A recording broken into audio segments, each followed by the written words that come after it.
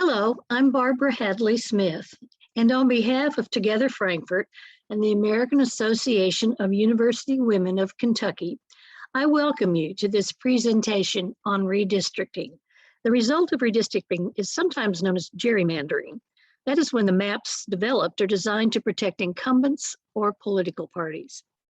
The League of Women Voters of Kentucky has done a great civic service showing how to take the 2020 census data to produce legislative and congressional districts that are fair to the voters of Kentucky. Thank you to the League, and now I turn it over to Cindy. We'll give you a basic overview of redistricting. And for many of you, this is very familiar, but I want to go over the basics anyway. After each federal census, every 10 years, redistricting is the process of redrawing boundaries for congressional and state legislative districts. The 2020 census data will be used in a very short while to redistrict our 6 congressional seats, our 38 Kentucky Senate seats, and our 100 Kentucky House seats. And then it will also be used for many judicial, city, county, and school board districting also. Next. When will redistricting happen? Well, that's the big question. It is possible that the governor could call a special session and the legislature could create districts prior to the end of the year. We do not think that's going to happen, but it is a possibility. If the governor and the legislature came to agreement on redistricting, that could happen, but we don't think that's likely. Second possibility would be very early in January. The filing deadline for candidates who must know where their districts are before they can file goes from November 7th to January 7th. So the deadline is January 7th. And it's very important that district lines be drawn before that deadline so candidates can file. That makes the redistricting very tight. The January 7th deadline comes just 3 days, I believe, 4 days after the session begins. So that would be very difficult. I think it's possible for the legislature to push that filing deadline back, and that would also be a possibility. And the last possibility would be for the legislature to do this through the regular session sometime before April 15th. And that would mean that the district lines would not be set until the 2024 elections. So that would push back the effectiveness of the new districts. Next slide, please.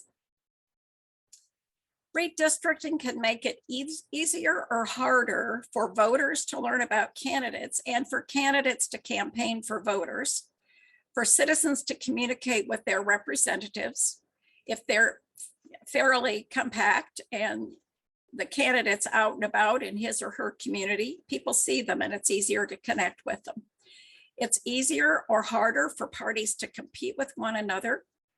It can also make it easier or harder for racial minorities to elect the candidates they prefer. And it can be easier or harder for regions within a state to get their distinctive interests considered. So think rural, urban, think high poverty areas, low poverty areas, think high unemployment areas, low unemployment areas, that kind of thing. And next. Why should we as citizens care? Well, we believe it's important for voters to elect their representatives rather than the other way around, where elected officials choose their voters by putting voters they want in their districts. Second big point is that in safe districts, when gerrymandering has occurred and districts are very safe for one party or another, elected officials don't have to compromise.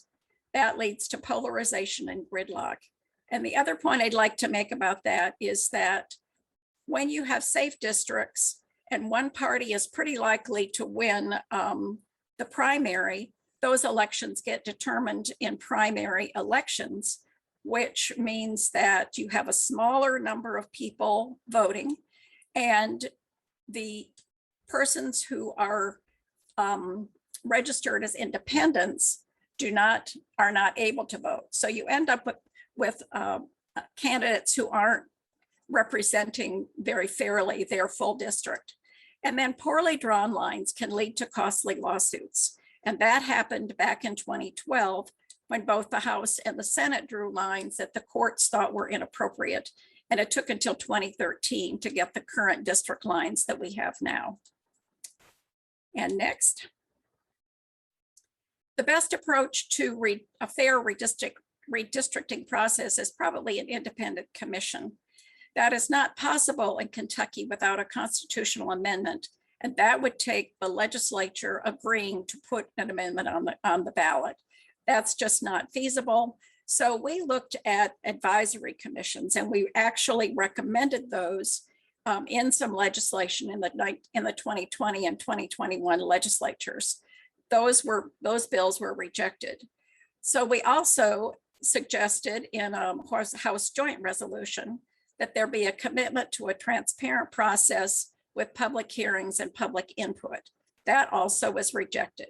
So here we are holding our own events, sharing maps, and gathering input from you as voters.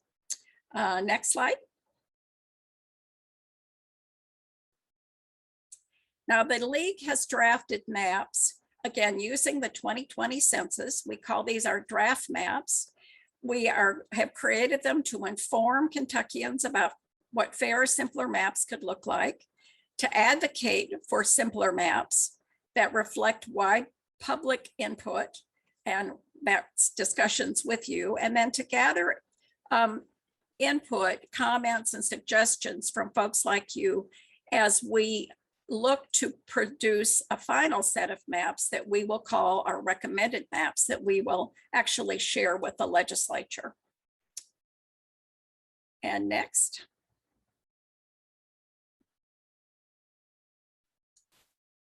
The rules we followed are these three that the legislature must also follow.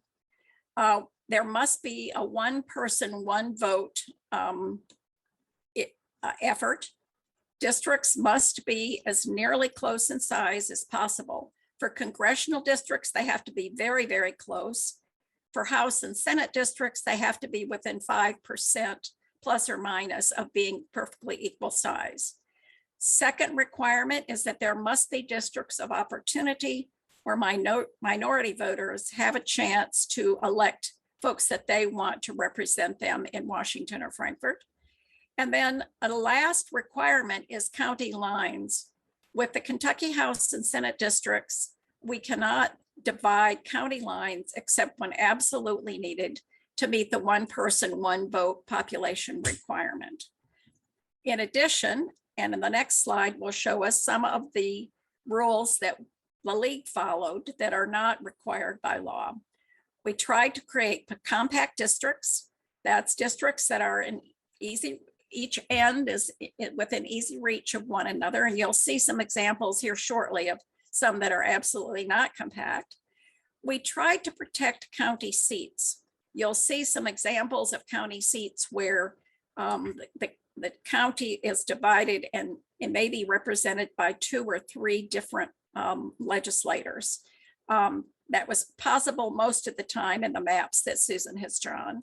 And then we were indifferent to incumbents. We paid absolutely no attention to where incumbents lived. We just created the maps, ignoring that piece of it, those pieces of information. And next. Now, one of the challenges that the legislature will have, and by the way, we acknowledge that this is the responsibility of the legislature. This is not something that anybody else can do without a constitutional amendment. So our legislature will be ultimately responsible for drawing these lines.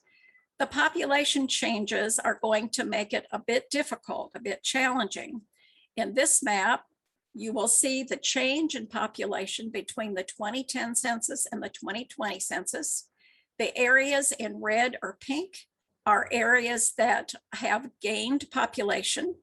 The deeper the color, the greater the increase in population. And in the blue, you will see counties that have decreased in population. And the deeper the blue, the larger the decrease in population. So you can see that in Eastern Kentucky and in far Western Kentucky, those counties have lost population, but the growth is shown up along interstate highways. I-64, you can see a bit of growth there, I-75, I-65. And so primarily we've got the Golden Triangle, Northern Kentucky, Louisville, Jefferson County area, Lexington area, is pretty high growth areas, in addition to Warren County and Simpson County down at the end of I-65. And I'm going to now shift gears. Susan Perkins Weston is our member of the Redistricting Committee for the League, and she has actually drawn these maps, and she's going to take it from here and share maps with you. Susan?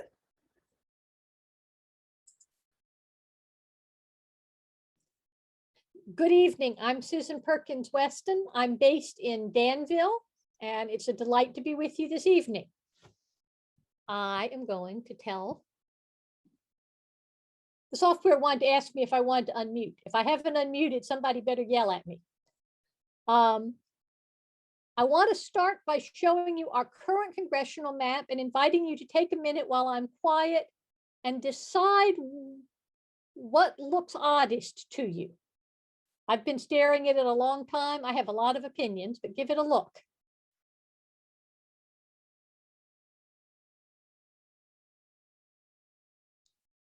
This is the current map dividing Kentucky into 6 congressional districts.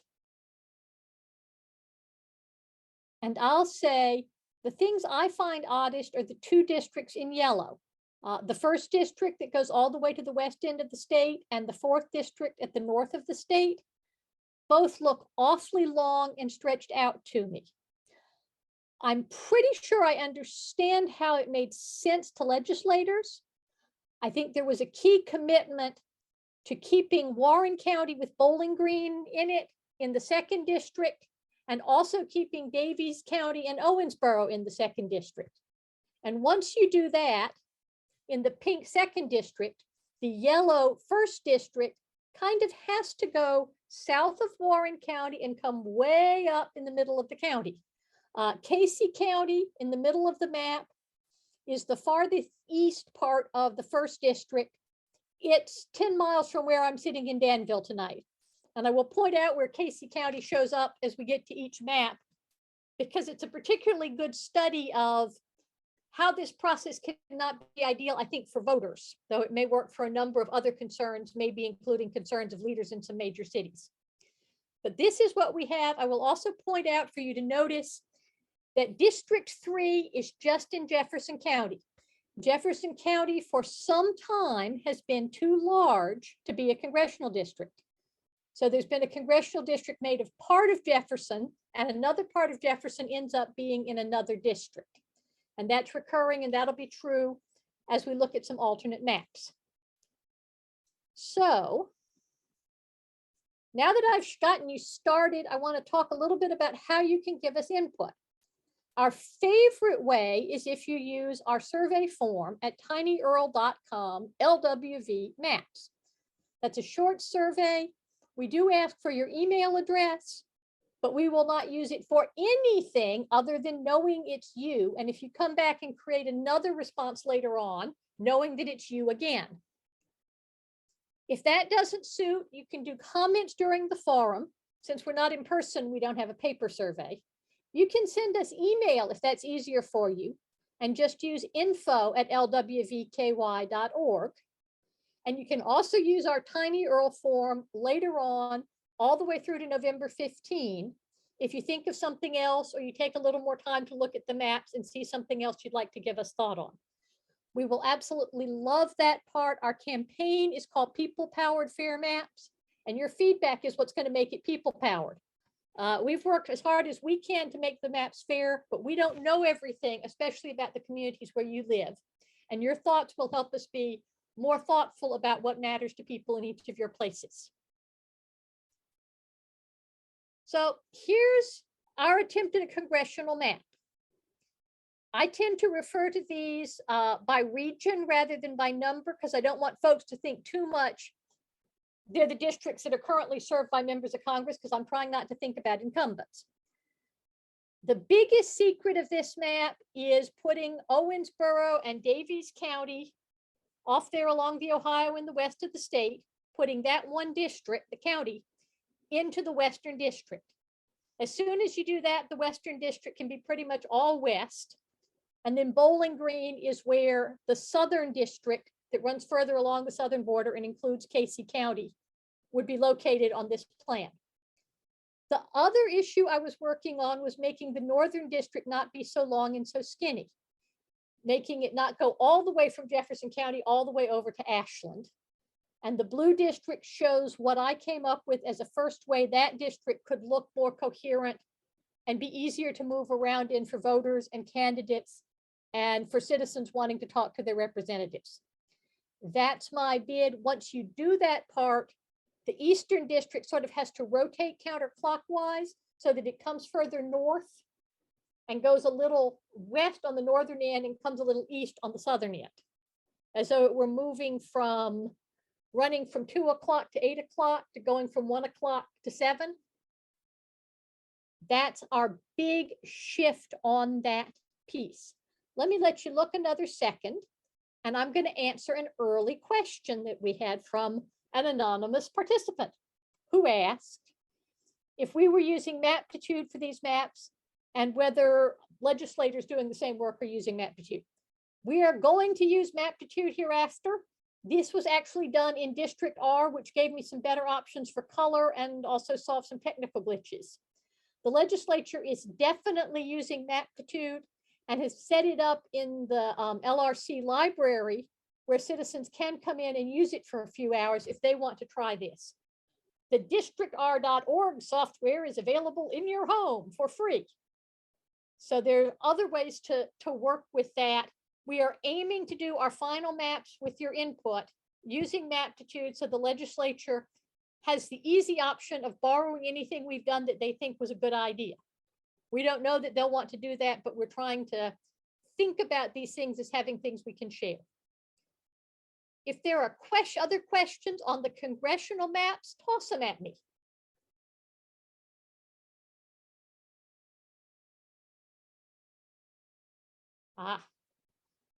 Yes, Susan, there was a question asking if we could show the current and draft maps side by side on the same screen. Yeah, and I don't have a way to do that having set up these slides, but if you have the handout or if you can download the handout from the link that we shared in the chat box, you can definitely do that. That's one of the reasons I wanted to make sure we sent you the handouts. And I see that Bob has popped in with another question. These districts are within 200 people of one another. That is not good enough for a federal district. They're supposed to be very close to equal. But I got stuck, as I said, working in the District R software, which uses census block groups and won't let me get down to the tiniest census blocks. When we get to using Maptitude and doing the maps we'll recommend to the legislature, I'm going to be going for a difference of fewer than 30 people between these districts. And it'll be a little different when we get to Congress.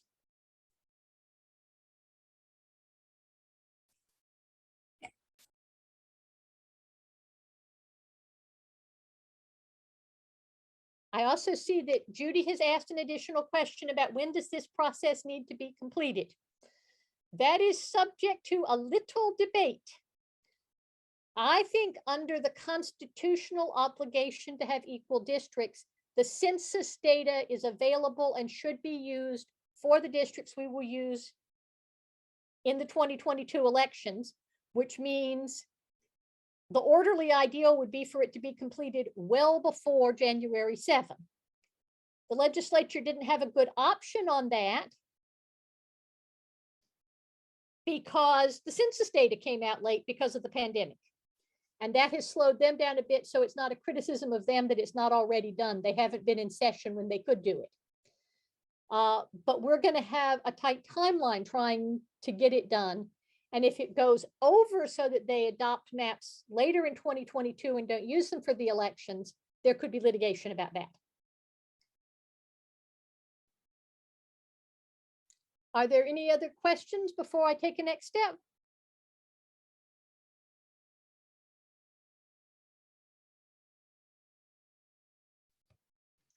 Okay. Susan, there is a question from Bob. He asked, have you heard any comments about the accuracy expected for block data? I have not. I've been partially listening because it was so hard to do the census once people started isolating last year. So I would not be surprised if it was harder to reach people and a somewhat larger number of people were not reached and asked.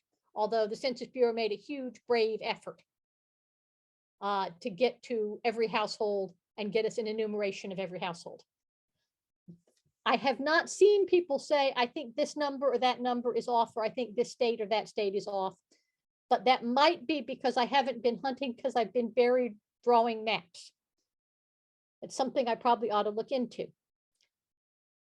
Let me take you a next step, show you closer up on this map. As I said earlier, Jefferson County had to be divided because it's too big to be a congressional district. The standard congressional district in Kentucky needs to be a little over 750,000 people, and Jefferson has more than that. So in this map, the job was to nibble something off to be in one or two other congressional districts. And here you can see down at the far southwestern corner of Jefferson County, a yellow section pulled off to be in the southern district, and in the northeastern corner, a blue section pulled off to be in the northern district. One of the things I like in trying to draw maps that are easy to remember is the fact that I can see I-64 and the Snyder on this map. Those are the borders for that little blue cutout. And that's an attempt to make it easy for citizens to talk to one another about where is this district. That isn't always possible, but when it's workable, I've been trying to give that a little preference just for the convenience of voters. And then here are the other three counties that I had to split to make the map work. And you can see here, Grayson County is split between west and south. And Harrison County is split between the central district around Lexington and the north. And there's a little section from Montgomery County moved into the central district because if I hadn't done that, the eastern district would be too big. Trying to make those small nibbles, trying to make those easy for people to remember, trying to do it to as few counties as possible. But some of them had to be done, and then I tried to pick them so the district still looked compact.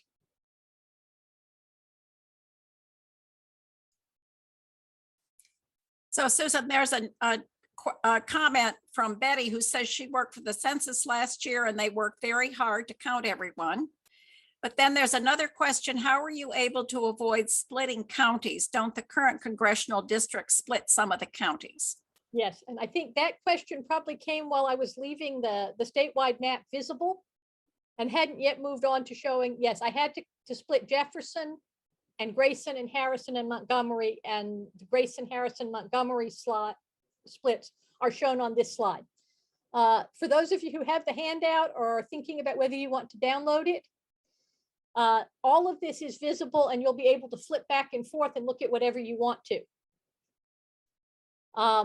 Which is part of my goal in having handouts is I'm partly steering, but I also want people to be able to check other things while they're listening and give us feedback that way too.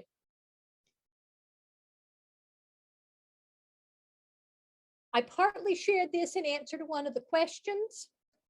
These draft maps, we intend to revise them because we're gathering your input, but we're also going to need to revise them because we use districtr.org software using census block groups to make these maps.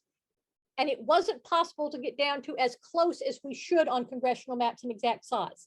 I know I can do it because what happened was I would have a district that's 200 too big and one that's 200 too small. And when we're back to working with single blocks, I'll be able to split that up and make it even. When we move on to using your input and making recommended maps, we will use Maptitude, which is the state-of-the-art software that does use individual census blocks, and we'll be able to get very, very close to exactly equal districts. I see a further question about the splitting of counties. I'm going to go back to the official map this time and count off split counties. In this map, the split counties are Jefferson, Bourbon, Jessamine, Spencer, Warren, and Boyd. So yes, the current map split 6 counties. I worked out a way to split only 4. And that was one of my goals. It isn't legally required to avoid splitting counties when you're doing congressional maps, but I tried anyway because I think that's simpler for voters and citizens. I've got a question here about where do I find the handouts? And if we can pop that link up again, that would be great. I'm going to move back through these, which we've seen, and take us a next step further on to look at the current Kentucky State House districts. This map mainly gives you sort of an overview of what it looks like. Many of these districts, particularly the ones that work mainly with rural counties, will look pretty coherent to you because they're a coherent combination of adjacent counties. But I do want to show you a little bit about how this not dividing counties rule works. Under our Constitution, as interpreted by our state Supreme Court, we're not supposed to split counties unless we have to, which means split the smallest possible number of counties. And that usually means only split counties that are bigger than an allowed House district. A Kentucky House district should be right around 45,000 voters, with a little play to make that 5% larger or smaller, which turns out to be just essential if we're not going to split counties. That rule has some pluses. I want to show you when it becomes difficult or challenging. So here's a close-up on a couple of currently divided counties. And here you can see how Franklin County got divided to form a district with Woodford. But that district with Woodford also includes a piece of Fayette County. So there were multiple splits involved in making the 56th district, where I suspect some of you live. And if I want to show you, expanding this a little, what happened to Fayette County in that division. So in Fayette County, you are seeing the 72nd district with Bath, Nicholas, and Bourbon, and also a slice of Fayette. And you are seeing a district that has part of Scott County and part of Fayette, and a district that has Woodford County and part of Fayette and part of Franklin. There are some districts that are entirely inside the county, but if you look way down at the bottom at Jessamine County, there's actually a little bitty blue piece of Fayette County in the 39th district. So this is a map that has some complications and some twists, and at least some lines that I think would be hard to remember if you didn't study the map for a very long time. And I can make it more so. If you follow the map out, Jessamine County has a part that's shared with a district in Fayette. Jessamine County has a part that's shared with Washington and Mercer. And Scott County has a district shared with Fayette, but it also shares one with Pendleton and Harrison, and it shares one with Kenton and Grant, and it shares one with Owen. And that created districts that meet the legal requirements. The divided counties were all big enough that they had to be split up. But when I look at it, I think it is more complicated than can be easy for legislators. I don't care about legislators. It can be easy for voters. So I want to show you our attempt to do something different. I will tell you we have organized these maps into 7 regions spread out across the state. The handouts have all of them, but we're going to concentrate on a few of them. So we're going to take a good look at the Jefferson region, which includes Frankfort, and the northern and the central regions that are very nearby. You can see the others either in the handouts or by going to lwvky.org. We invite you to comment on anything. We know people in every part of the state can have insight into every other part of the state. But I'll start with the Jefferson area because to make this map easy to look at, we put Franklin there. So in our version of the map, Franklin County, which is the yellow in the upper right corner, has an internal district that's entirely in Franklin County, and then it shares one with Anderson and Washington and part of Shelby. And Shelby has an entirely internal district and then is part of that combination with Anderson and Washington as well.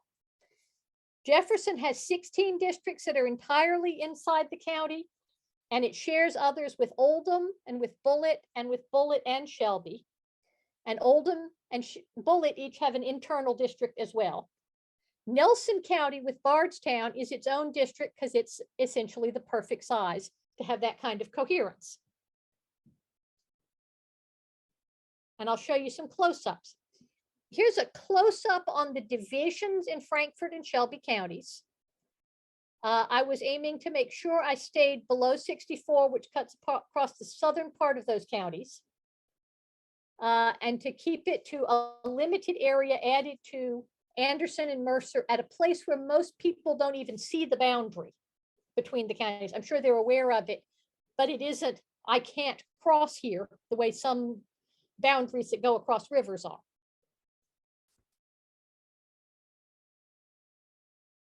I want to switch for a minute and show you what we did in the central region of the state. This is the ugliest of my regional maps because Fayette and Madison County ended up interlocking.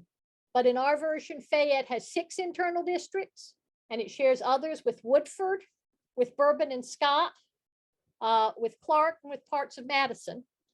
And Madison has an internal district centered on Richmond, and others shared with Estill and Lee and Powell, with Lincoln and Rockcastle, and with that part of Fayette. Jessamine is another county that had to be split, and it's sharing a district with Garrett and Mercer, which seems to keep working out to be okay. And then Scott has an internal district and shares another with Bourbon and parts of Fayette, but it isn't split up to go all the way north to Kenton and all the way out to Owen anymore. And that was what we were aiming for in terms of ease for citizens. In the northern region, trying again to simplify the divisions. So it was necessary to divide Boone, and Boone has 2 districts that are entirely internal, and one it shares with Kenton, and another that it shares with a set of counties. And then Kenton has 3 districts inside, and one shared with Bracken, Pendleton, part of Boone. And then Campbell has 2 internal districts, and that worked out very tidily. And you can see where the other districts fit around that. So we want your input and we want your questions. Throw some things at me.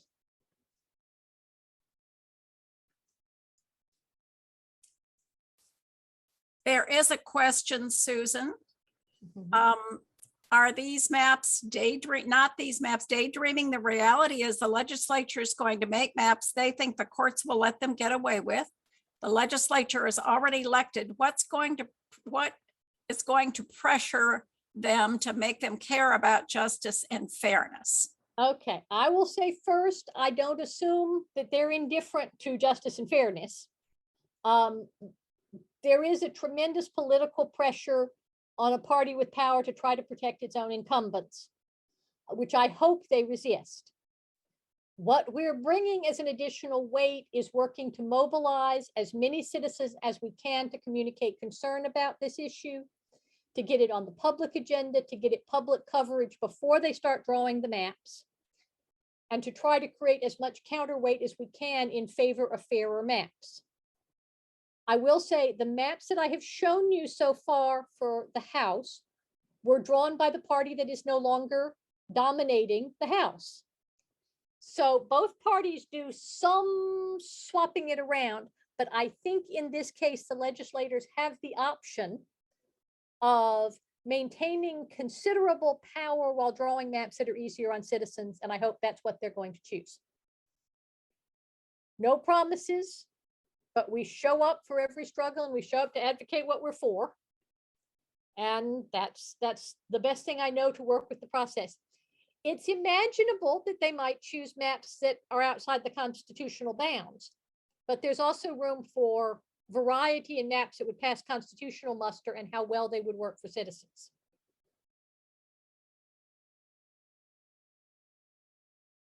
Are there any other questions?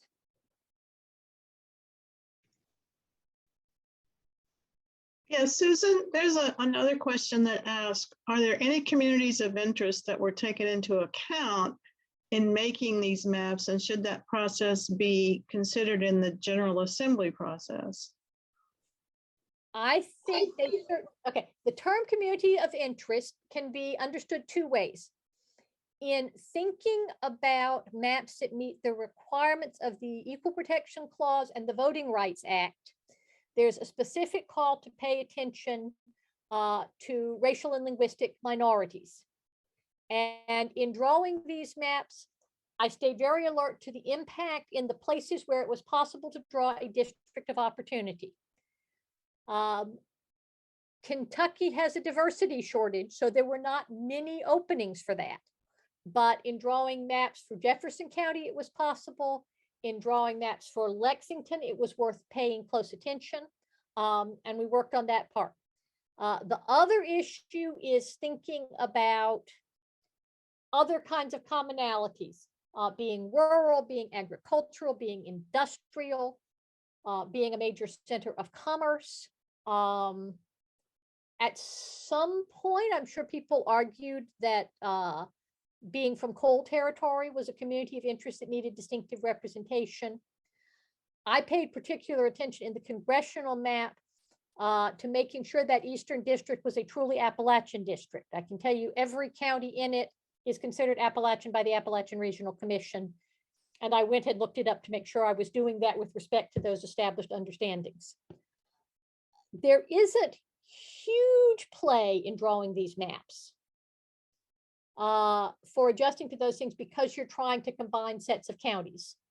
But once you get to a county that has to be divided, there's some room to pay attention to that. And our emphasis on not dividing county seats, if we didn't have to, included awareness of those county seat communities as usually centers for commerce and culture, and the notion that slicing them up like they were pies didn't seem to us the right way to respect that. So those are some communities of interest we knew how to work on.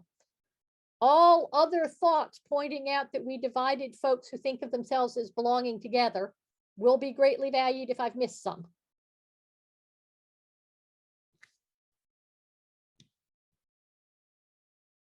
Let me take you another step and we can have a look at the Senate map.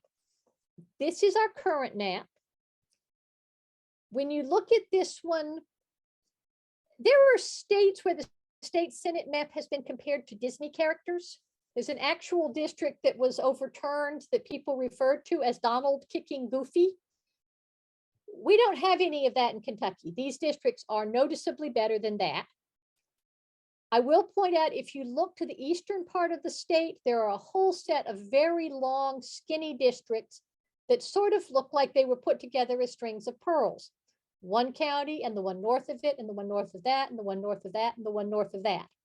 And historically, a number of those districts were created, in fact, by adding one more, taking an old district that no longer had the right population and adding one more county further north.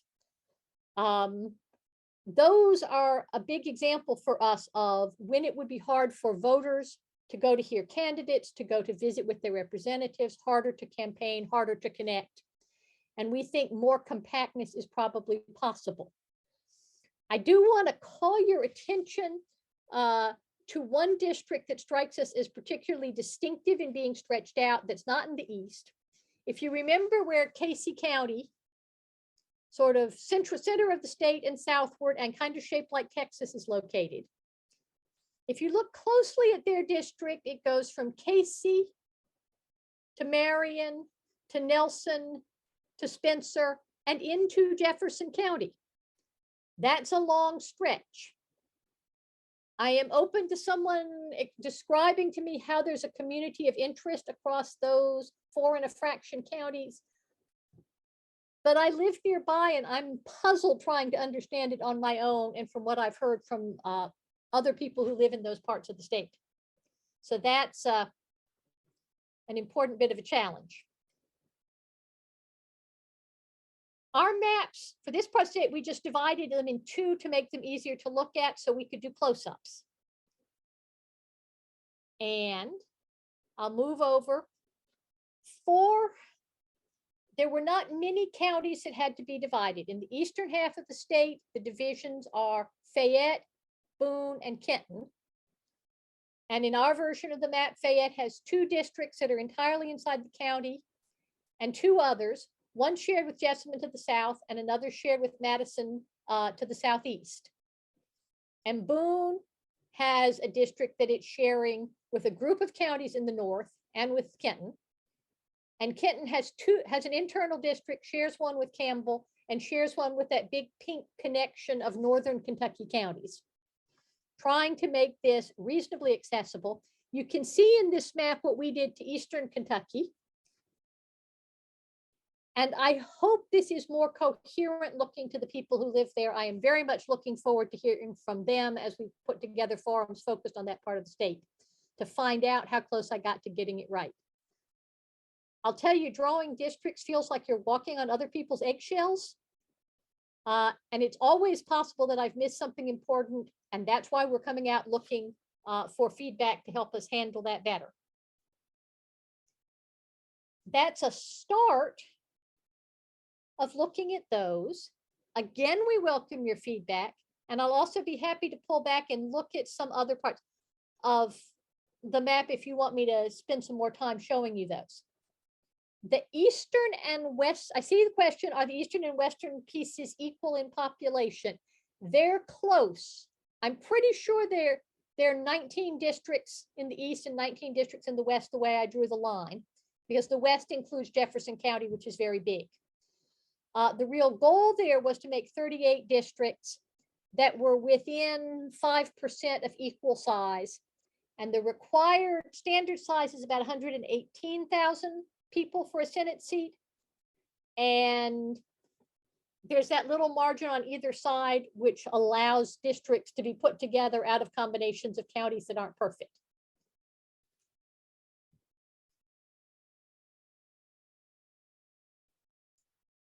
Susan, we have a question from Barbara Hadley Smith asking what the response has been from earlier forums.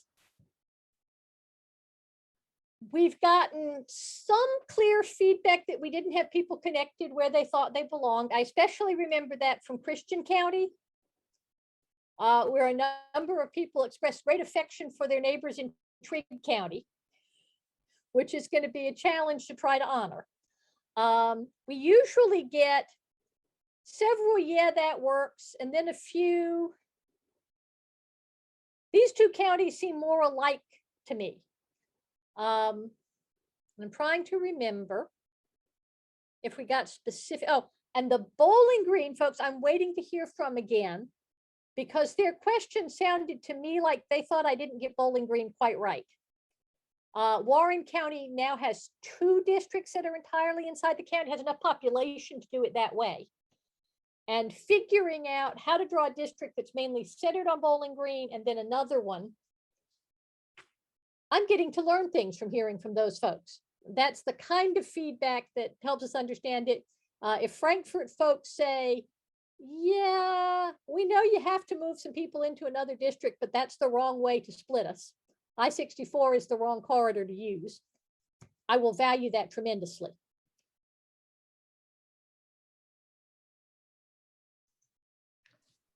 Susan, we have a question from Adrian asking if you could talk more about the congressional district map, specifically the considerations for the boundary between the blue and pink districts. Okay, let me go back. I'm going to go way back up there so everybody can see what this is about.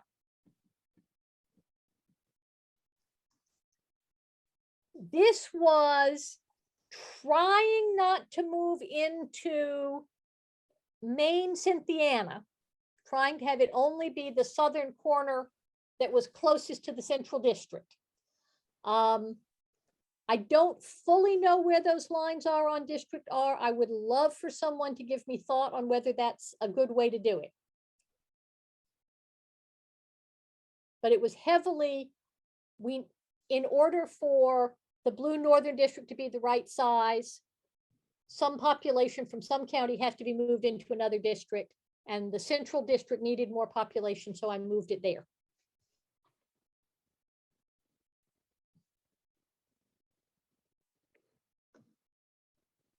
Also, Cindy, I don't think I remember you saying how many people need to live in a Senate district. You did tell us for the House and the congressional districts. Okay, for a Senate district, it's about 118,000 people. So the counties that got divided, Boone and Kenton, Warren, Jefferson, and Fayette are all bigger than that 118,000 range.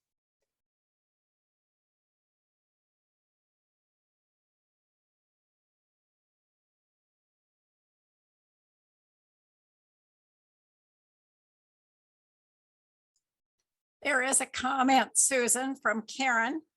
The Brennan Center reported on major problems in states dealing with independent redistricting commissions. For example, in Colorado, civil rights groups have challenged the map proposed by the commission. In Virginia, the commission virtually collapsed after the chair walked out, charging Republicans weren't negotiating in good faith. Also, problems in Michigan, Iowa, and Texas. The educational impact that you're achieving provides significant benefits. So that's a compliment. Yes, yes, we hope so. Independent commissions are kind of a classic of, you can put down the rules in law, and then when you start using them, you discover what else can go wrong. And this seems to be the year for the intensity of people's investment in this process, showing how it can make it hard to make a commission work. Good balance is important. Good faith is also important. I'm going to go take an extra look at the House map where Frankfort is divided. It's not Frankfort, Franklin County is divided, to invite folks to comment on that one. That's a straightforward all of Washington and Anderson counties. And then, because Franklin County was too big and Shelby County was too big, taking pieces in the southern part of those two counties to create a coherent district with the other two smaller counties.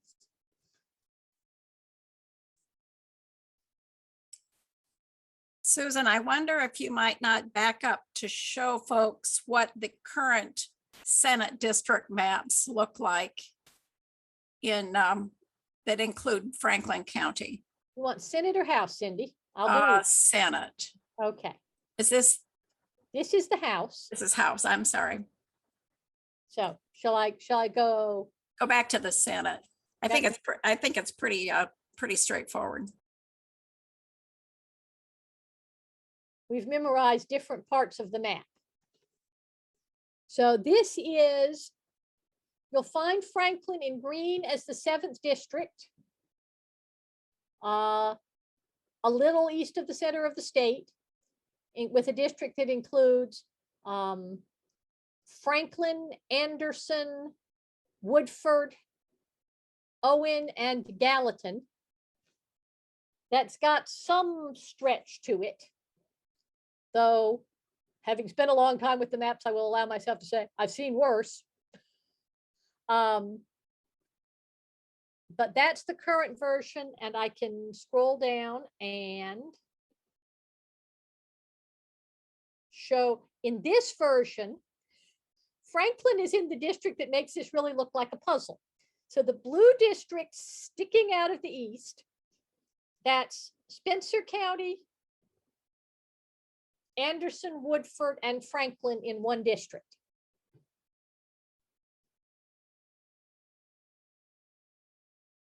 It's the right size. It may not be the right combination.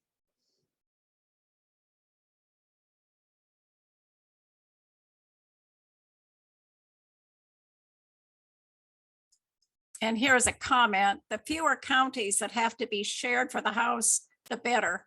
Franklin, for example, would be nice to have fewer counties reaching into it. In this version, I think what I have is okay. In the Senate map, there isn't a division. In the House map, we've got it down to Franklin is sharing, having one piece pulled away to make the Southern District, and that's all, which I hope is at least easier for people to understand, but I know it could miss some issues about political boundaries and how communities understand themselves.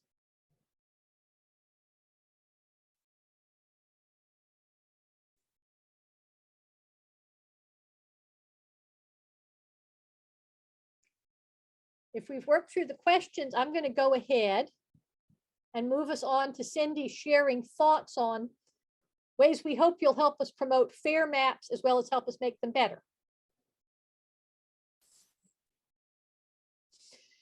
I see the question. How about reporting where 2 or more incumbents are in one district, House and Senate?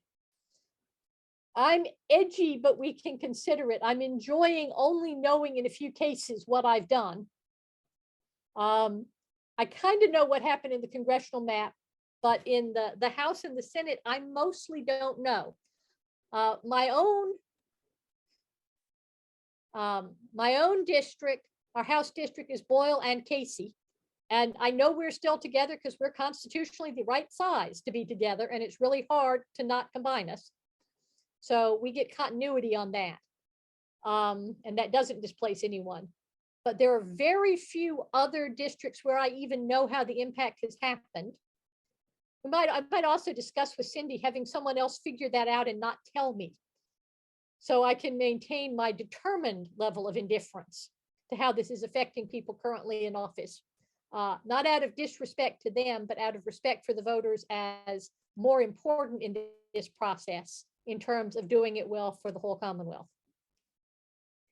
So moving past these, which you've seen, I'll move on and let Cindy take over and share thoughts on how we can promote having this done well for our Commonwealth. All right. Thank you, Susan, very much.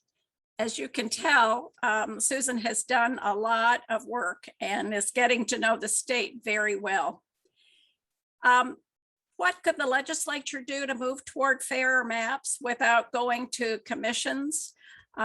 They could seek public input with hearings and chances for citizens to make comments like you're providing tonight. We hope that they will do that. And Maptitude does have a process whereby maps can be shown that have been proposed and citizens can look at them closely and comment. And we're hoping they will do something like to that effect, as well as have some committee meetings and hearings. Transparency is really important. In the past, it's been very difficult for people to see what the maps look like prior to votes. And we know the process that has happened in the last two sessions in particular. Things get pushed through the House and Senate pretty quickly, sometimes with the required 3 readings happening prior to the committee hearing. Committee votes, a bill has been filed, but a committee substitute has been adopted, and that bill goes to the floor that afternoon. I've seen that happen. We're hoping that they will use the process whereby they have official readings for 3 days in a row. The committee sees it, and there's plenty of opportunity for the public to view the maps and comment. That will be difficult, of course, with the crunch of time. So we'll have to see how that works out. And then we'd love for there to be broad support on a bipartisan basis, so that people would feel more comfortable that the maps were fair. And that, of course, will be difficult in these challenging times. Next slide, Susan.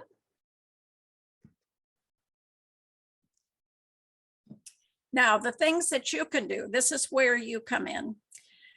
Legislators won't know that we care about this unless we call them and talk to them or send them messages. So we are encouraging you to call.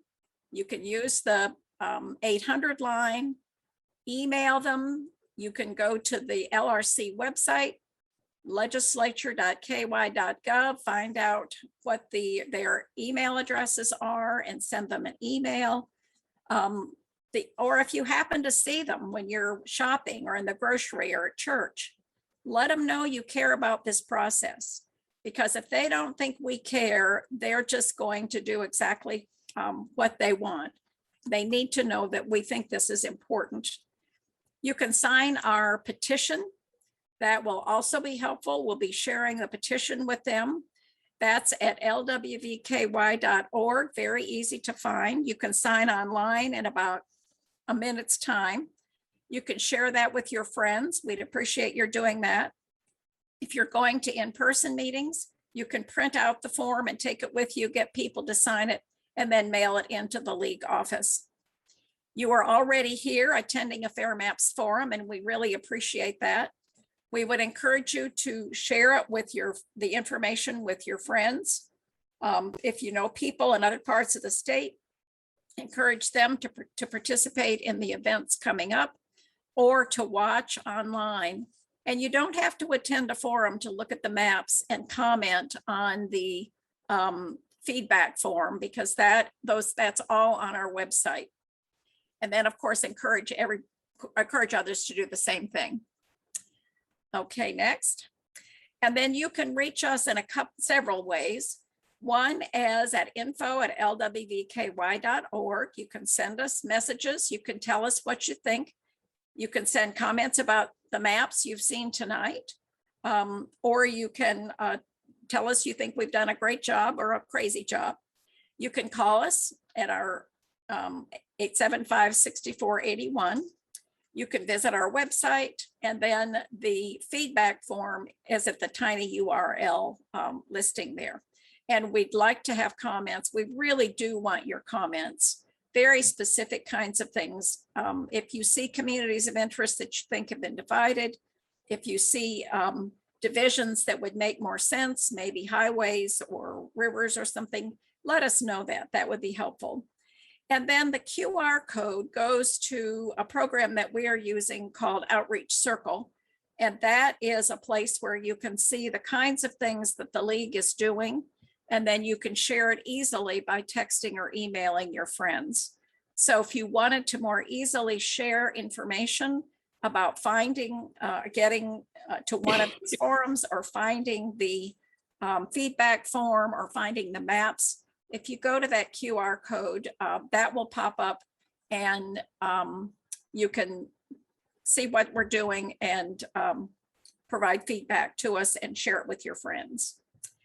I think that's it. Before I close and give it back to Barbara Hadley Smith, I want to acknowledge our webinar mistress, Jennifer Jackson, who has been, who set up the webinar and has been our master for it all evening. We appreciate that.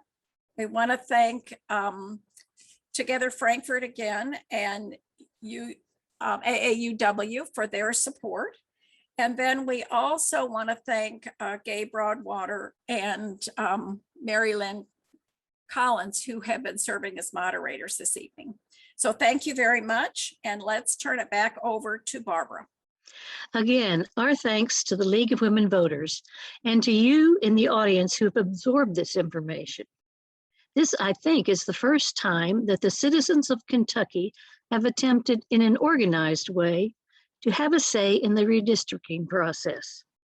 I hope our elected officials will take notice and that you will follow up and let them know your thoughts.